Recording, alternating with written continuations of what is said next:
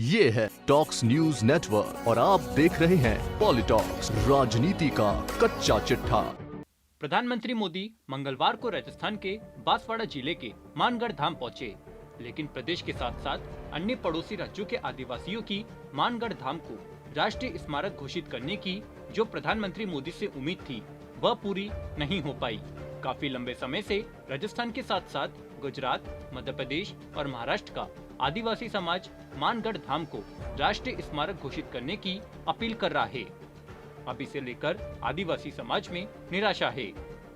वहीं नागौर सांसद एवं आरएलपी प्रमुख हनुमान बेनीवाल ने मानगढ़ के राष्ट्रीय स्मारक घोषित न किए जाने पर सवाल उठाए हैं।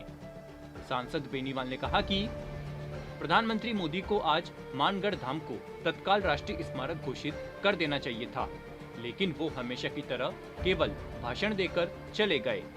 आपको बता दें, सांसद हनुमान बेनीवाल ने मानगढ़ धाम को राष्ट्रीय स्मारक घोषित न किए जाने पर आदिवासी समाज की आवाज उठाते हुए कहा कि मानगढ़ धाम को राष्ट्रीय स्मारक घोषित करने की मांग लगातार सरकार से की जा रही थी।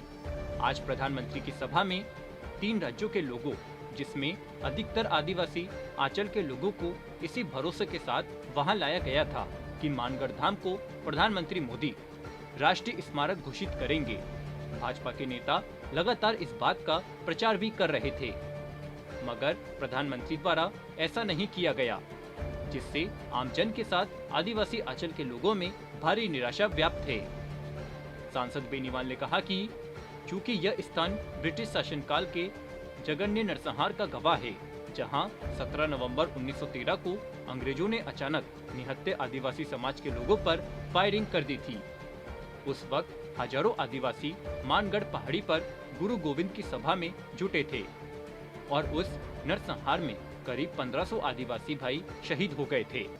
ऐसे में देश के लिए जहां हजारों लोगों ने एक साथ शहादत दी, उसको राष्ट्रीय स्मारक का दर्जा देने के लिए पीएम को तत्काल घोषणा करने की जरूरत थी, मगर वो हमेशा की तरह केवल भाषण देकर चले गए।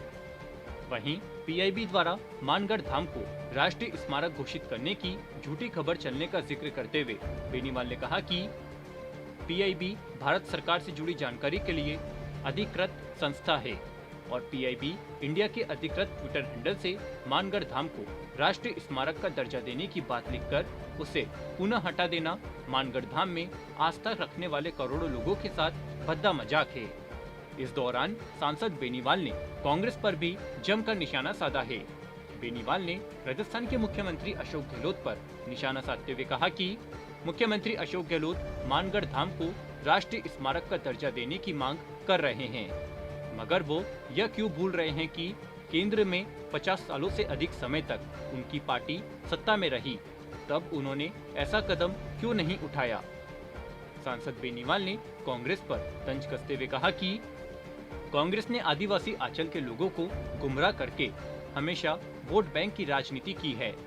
मंच पर प्रधानमंत्री और गहलोत का गठजोड़ इस तरह नजर आ रहा था जैसे दोनों एक ही दल के हो।